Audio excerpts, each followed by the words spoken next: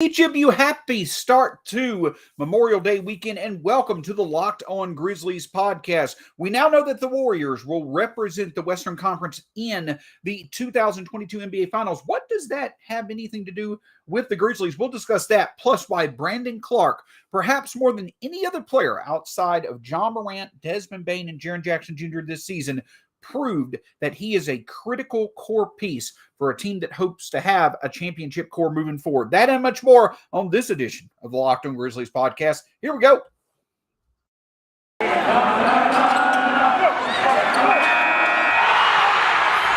are Locked On Grizzlies, your daily Memphis Grizzlies podcast, part of the Locked On Podcast Network, your team every day.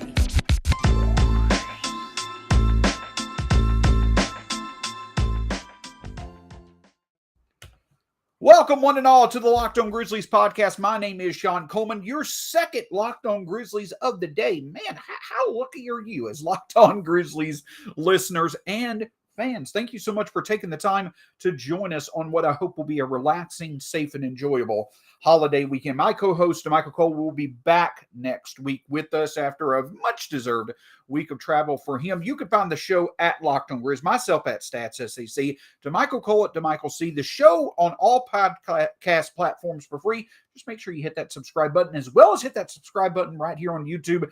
Just hit that subscribe button below, and that will allow for us to know you enjoy the show and others to be able to find the show as well. My name's Shawn Coleman, credentialed media member with the Grizzlies. Been covering the Grizzlies now for over 4 years, right for them over at Grizzly Bear Blues, and your co-host right here at Locked On Grizzlies. So we know who will represent the Western Conference in the 2022 NBA Finals. And drum roll, please. It's the Golden State Warriors. I honestly wish I could say the Memphis Grizzlies. Obviously, that would be the ideal case. But without surprise, in my opinion, it's the Golden State Warriors. As many have mentioned, the first team since the Chicago Bulls to represent their conference 6 times in an 8-season span in the championships. And I'm just going to be honest. I'm going to give respect where it's due in a couple of different ways. Number one, I truly do believe that the best team from top to bottom when it comes to a roster, the best team this season is making the finals for the Western Conference. They proved it during the playoffs. When they finally got everybody healthy, they proved it during the playoffs. And make no mistake, the thing that played into the Warriors' favor, they've been here before. And I'm not trying to overvalue that, but one aspect of them knowing what it takes to win this time of year is they gave Draymond, they gave Clay early in the season, they gave Steph during the season. They gave their veterans the time off they needed to get right and get healthy, and it's making the difference right now. They remained the healthiest team throughout the playoffs, and they were able to be the most consistent team through the playoffs as well. So the Warriors deserve to be in the finals. And for those who say that the Grizzlies, if they had been healthy, could have beat the Warriors, that's certainly the case. But don't want to get too much into hypotheticals. At the end of the day, I think for this season, the Warriors are the better team, though I think the Grizzlies are not that far off from them.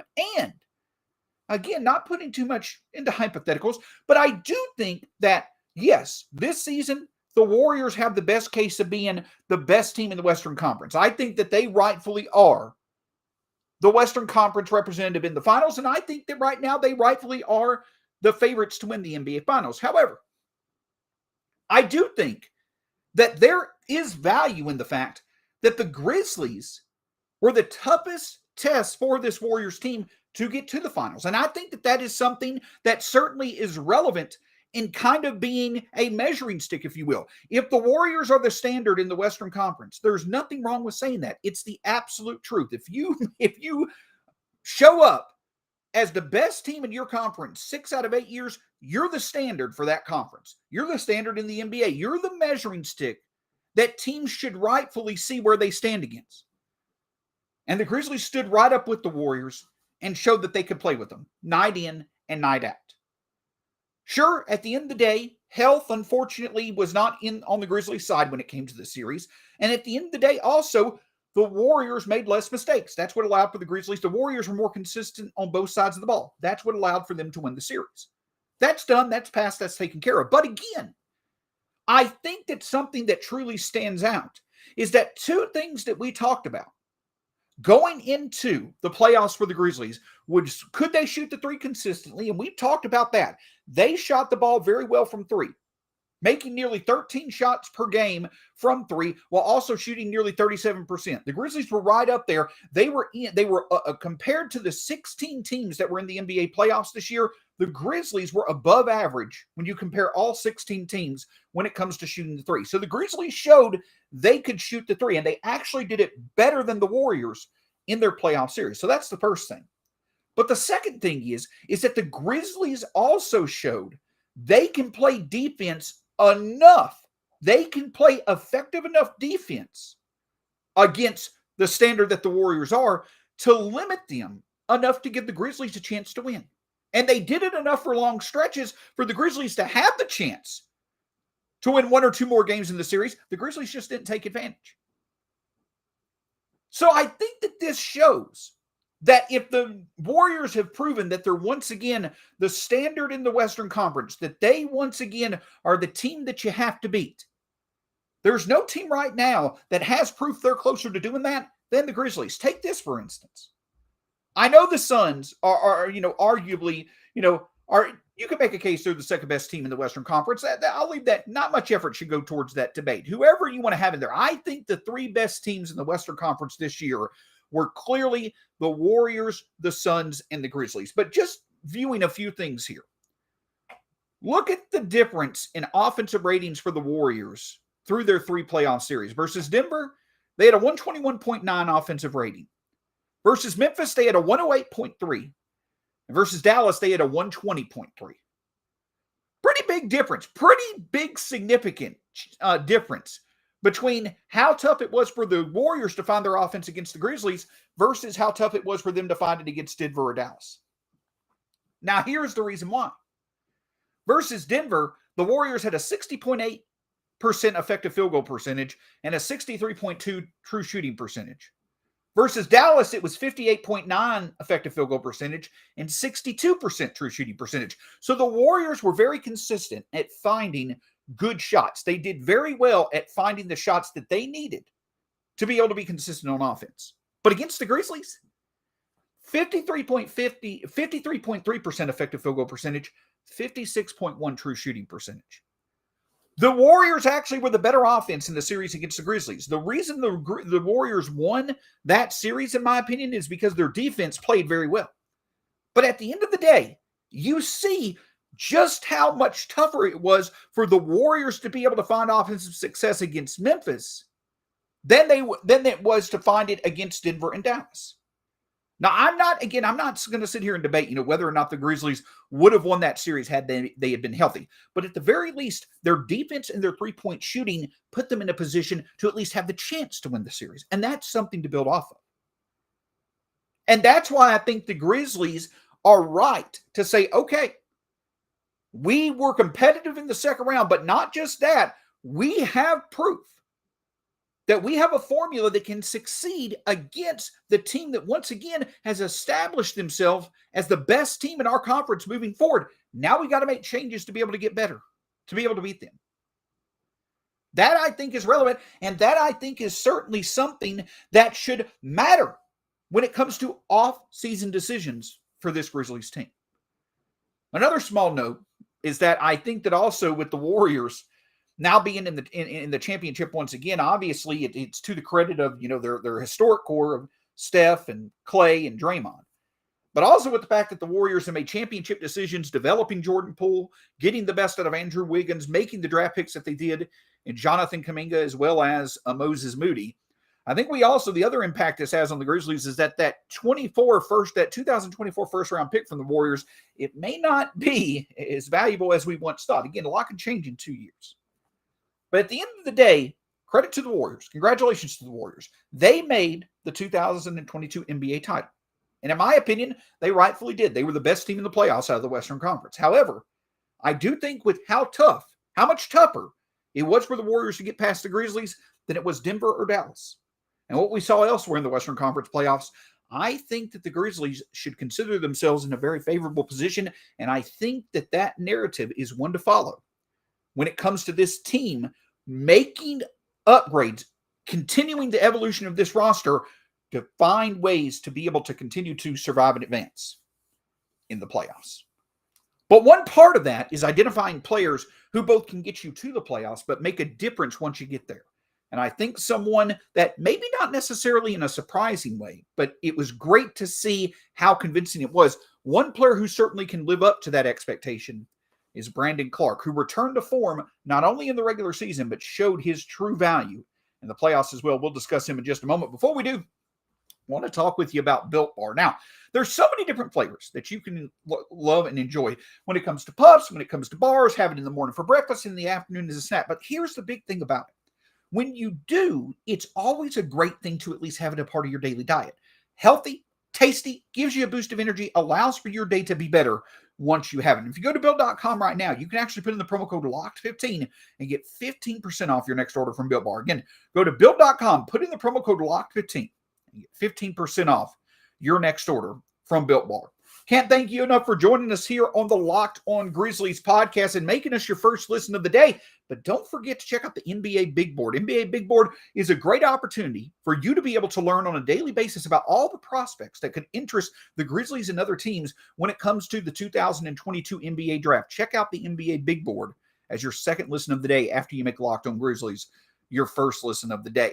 So, we've talked about the fact, we've talked plenty about Desmond Bane, we talked about Jaren Jackson Jr., we've talked about John Morant, all of which have certainly gotten their flowers, their rightful recognition for how outstanding their season was, and coming together is arguably one of the top 2 or 3 young cores in the NBA moving forward. But now for the Grizzlies, this offseason, the biggest narrative of all is identifying what talents currently on the roster are most advantageous to keep to support those 3. And in my opinion, the only one who I think may surpass this in time is Zaire Williams. But right now, in my opinion, the number 1 player on this roster that the Grizzlies should invest in to support the core of Bane, Ja, and Jaren is Brandon Clarke. And yes, I am purposely not mentioning Dillon Brooks in this. We'll discuss that as time goes on. But without a doubt, my opinion, when it comes to prioritizing in long-term investments in current roster members, besides Ja, besides Jaren, besides Desmond Bane, Brandon Clarke should be 4th on that list. And the reason why, of course, is layered. There's many reasons as to why. Number 1, go back a year ago, Brandon Clarke, after a historical rookie season. We go back a year ago, he's lost his place in the playoff rotation. Only played less than 10 minutes against Utah in that 5-game series back in 2021. Xavier Tillman took a spot. We go through an offseason. Which is the real Brandon Clarke? His rookie year self or the one that had nagging injuries his second year? We start off Brandon Clarke's 3rd year. We run into the same thing. He's not as good as he was his rookie year. He's out, I believe, like 13 of the first 30 games. Are we going to see Brandon Clarke be healthy anytime soon? Those were questions that were rightfully asked. But then Christmas came, and it could not have come at a better time for Brandon Clarke. And the reason why that is because of this. After Christmas of this year, after Christmas, from December 26, 2021 through the end of the season, 178 players took 300 field goal attempts in the NBA over that stretch of time. Does anybody want to guess who led those 178 players, who had the best field goal percentage of those 178 players? His name is Brandon Clarke.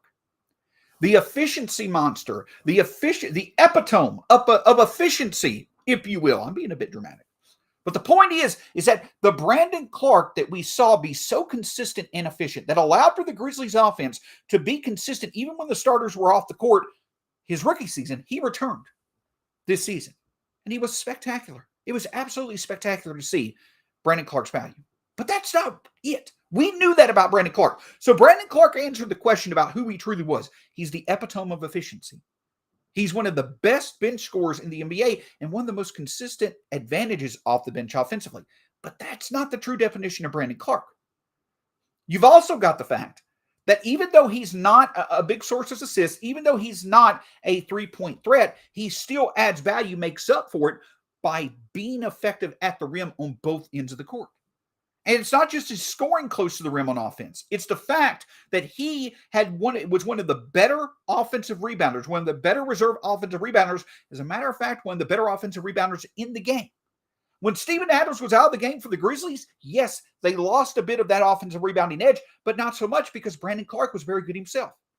Brandon Clarke was one of 9 players this season who played at least 1,000 minutes that had a 10% or better offensive rebounding rate while also having a 4% or 4.5% or better block rate. Now, yes, those are specific numbers, but the impact of those, the significance of those is that Brandon Clarke was one of the best players who on both ends of the court could get the Grizzlies extra chances on the offensive end while also denying chances on the defensive end of the opposition. And that's where he, in a positive way, impacted the point differential for the Grizzlies that made up for the fact that he's not a three-point threat. So yes, at the end of the day, you'd love to see Brandon Clarke be able to be someone that could produce from 3. You'd love to see Brandon Clarke be someone who maybe can get a few assists or 3, 4, 5 assists every time he's out there on the court. Sure, let's add value. His playmaking ability actually improved this year. A very good, I believe, a 2.5 assist to 1 turnover ratio. That's actually very good. Good shows good development for Brandon Clarke.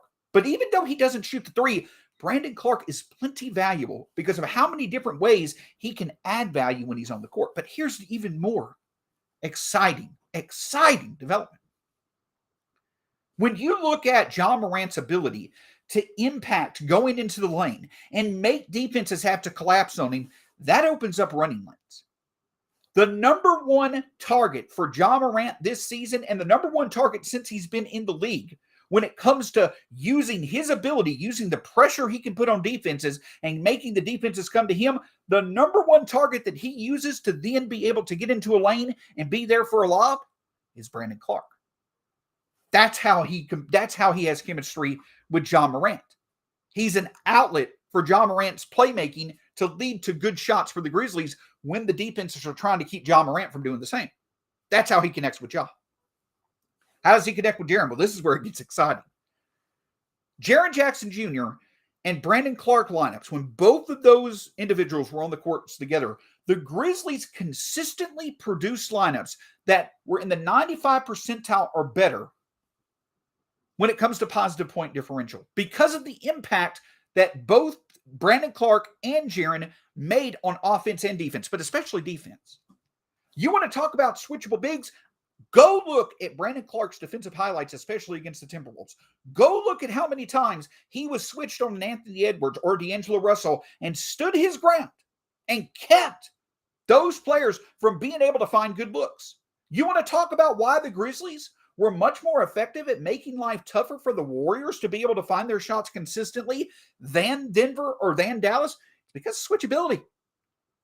Because of the fact that the Grizzlies bigs, Jaren, Xavier Tillman, Brandon Clarke, not so much Steven Adams, but several of the Grizzlies bigs, they're not automatic liabilities when they're out there on an island against smaller, more athletic NBA perimeter players. And that makes all the difference in the world. But the other biggest thing of all is that not only did Brandon Clarke show this effectiveness during the regular season, he also made the difference in the postseason. He absolutely was a difference maker against the Timberwolves. And when him and Jaren were on the court together, they did great, dominant numbers once again. And the other big thing that the Grizzlies realized is that if Jaren has to come out due to foul trouble, they can still manage because then that means that Brandon Clarke can go out on the court and be impactful. You ideally want both of them to be out on the court as much as possible, but if one were to not be there, you can just simply substitute the other in and feel confident that you're going to get good results. And that's what stands out at the end of the day. Brandon Clarke is a chess piece. Taylor Jenkins and his staff can use him at different times in the game. They can use him in different roles. They can ask him to take on different responsibilities, and he can be effective early, late, what have you, even to the point of Brandon Clarke being a clear contributor in a closing lineup for the Grizzlies in clutch moments, in high leverage clutch moments. He was arguably the Grizzlies' second best clutch performer during the playoffs behind Ja Morant. That type of trust in an NBA reserve you typically don't see. This isn't one of those situations where you have a reserve big like a Montrezl Harrell and others who are absolutely spectacular during the regular season, but become very much exposed in the postseason. That's not the case for Brandon Clarke. And he proved that this year. And as a result, the thing that Brandon Clarke also proved is that he absolutely should be one of the top priorities when it comes to the Grizzlies' investment decisions moving forward. You know the Grizzlies are going to make the extension offer to John. John's pretty much said he's going to accept. That should be no question. They've already shown they're going to invest in Jaren. You damn well better bet they're going to invest in Desmond Bane. But besides that, who's the next guy they invest in? In my opinion, it's Brandon Clarke. What might that look like, and why? Why? Even more than what I've already mentioned, should the Grizzlies do it without hesitancy? We'll discuss that in just a moment. What I want to remind you of is that next week, we obviously will continue our 2021-2022 player reviews. Plus, we'll get a little bit deeper into a few NBA draft prospects that could start making some sense for the Grizzlies when it comes to the 2022 NBA draft. That and much more on next week's editions of the Locked On Grizzlies podcast. Make sure you stick here. So Brandon Clarke being a part of the 2019 draft class, just like John Morant, Brandon Clarke will be eligible for an extension. Now, I believe that the numbers are Brandon Clarke is eligible for around a 4-year, I want to say around a $60 million extension. He could wait. Him and his team could wait to see if he can build off this season once more going into next year. And then you've got Brandon Clarke in restricted free agency where he can earn an extra year's worth of earnings as a commitment from a team. And also you potentially could see there being, perhaps a bidding war if he has another really good season in his 4th year. There's a reason why Brandon Clarke may want to bet on himself. And I'm not saying that's not a possibility. That certainly is a logical possibility if Brandon Clarke has faith in himself and he feels that's what's going to earn him the payday that he wants. But when you talk with Zach Kleiman, when you talk with Brandon Clarke, it's clear Brandon Clarke loves being a part of the Grizzlies, and the Grizzlies love Brandon Clarke being here. I know myself and others have talked plenty about Brandon Clarke potentially being a trade asset, potentially being a trade chip sometime around this time. We talked about for a few years coming into the summer of 22, when Brandon Clarke comes available for an extension, is he going to be a clear source to extend, or potentially is there more value in trading him? There could be the right offer that comes along where a team just feels strongly about Brandon Clarke. He's the one person that's got to be included for the Grizzlies to get the clear upgrade that they need for their roster, and so they make the move. Sure, that's always a possibility. I don't think it's likely, but it's a possibility. But at the end of the day, it's actually a few things that have occurred outside the Grizzlies organization that I think should give the Grizzlies the incentive to go give Brandon Clarke the investment he deserves without much hesitancy. Because last season, at the same time that Jaren Jackson Jr. signed his 4-year, $105 million extension, there were a few other bigs from the 2018 draft class that also got significant extensions and have certainly shown that they likely are going to turn those extensions into a bargain. I'm talking about Wendell Carter Jr., who got a 4-year, $50 million extension. I believe it was from the Bulls, or basically he got it from the Magic after being traded from the Bulls. And then, of course, Robert Williams, who, like Jaren, had plenty of injury issues in his first, few years in the NBA, but the Celtics made the investment in him. And Robert Williams, though he still had some injury issues this season, clearly showed he's one of the best defensive post players in the league. So he got 4 years and $54 million. So again, you're looking at 4 years and $50 million for Wendell Carter Jr., who looks like he's a promising potential future starter for the Orlando Magic. You've got Robert Williams, who clearly is one of the 5 most impactful players on a Celtics team that is 1 game away from the NBA Finals. Brandon Clarke, I don't think, has the potential of either a Wendell Carter Jr. or a Robert Williams moving forward. Brandon Clarke's a bit older. Those 2 other players, have, in my opinion, have shown more sustainable success against starters. I don't think that that's an insult. I just think that that's a realistic observation. But here's a big key. Brandon Clarke this year showed in a season where he did play against the opposition's better talents more often, he did show on a permanent basis he can put up comparable stats to Williams as well as Wendell Carter. Maybe not as good of stats, but for stretches, he can be that type of player. And if that's the case, putting that type of player with Jaren for years to come, especially when how strong the numbers were when the Grizzlies finally decided to consistently play those two together, the fact that those numbers stayed just as eye-popping impressive this year as they had previously, that should tell you that the Grizzlies have a potential advantage in Jaren Jackson and Brandon Clarke playing together for significant stretches of games for years to come. That is going to be a reliable avenue for the Grizzlies to take to consistently win. So why not invest in it? So if Wendell Carter Jr. got 4 years and $50 million, Robert Williams got 4 years and $54 million, I think it's reasonable to put Brandon Clarke right there in that 4 to 45 to 50 million mark. Absolutely. I think Brandon Clarke is a bit more consistent when it comes to overall scoring and probably rebounding than at least Wendell Carter. And I think at times he's shown that he can definitely be a more effective switchable defender, perhaps, than either Carter or Williams. I don't think Brandon Clarke has the defensive upside over Robert Williams. And I think Wendell Carter Jr. may have a more resourceful offensive upside. So the whole point is not comparing the three together. But my point is that I do think that if you've got a precedent of those two contracts that were signed last year, I think the Grizzlies, without hesitation, should put a 4-year to $45 to $50 million deal on the table for Brandon Clarke. If you need to go a little bit above that to make sure he signs, do it.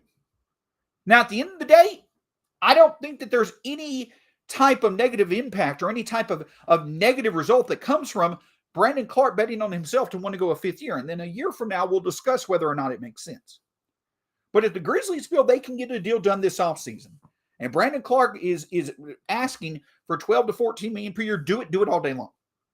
Because I know that at the start of the game, it may be that Brandon Clarke's a reserve. But there are many times this season, whether it be in the regular season or the postseason, Brandon Clarke was one of the 5 best Grizzlies on the roster to be on the court during the most important times. And he consistently showed that he could produce in those situations. That's what matters. That's where the investment makes sense. And that's where, in my opinion, as Brandon Clarke continues to grow off that moving forward, he makes that potential deal a bargain. So without hesitancy, and I think that he should be the top priority among any type of extension talks for a Dylan Brooks or a Steven Adams, even a Tyus Jones or a Kyle Anderson. If you're comparing Brandon Clarke, again, you've got 3 free agents: Kyle Anderson, Tyus Jones, Jarrett Culver. You've got 3 significant players who are on the last year of their contracts, who are expiring contracts, in Dylan and Steven Adams and Brandon Clarke. Obviously, Ja, but I think Ja will get his extension by then. My whole point is that of those 6 players that I mentioned that are either free agents right now or potentially could be restricted or unrestricted free agents a year from now, Brandon Clarke is the priority to locking up. And in my opinion, there's no question about it. Brandon Clarke is the player that you lock up and you move on from. Or excuse me, you lock up in a long-term extension and move on happily knowing you've got him in the fold and knowing that he's going to play a significant role for a team that hopefully has a championship core. Because this past year, he not only proved the true version of him was the rookie version of him with historical efficiency, he also showed he could be an extremely valuable piece that can help you out in multiple ways in the playoffs. And that's what the Grizzlies need to survive and advance as they move forward. Hats off to Brandon Clarke.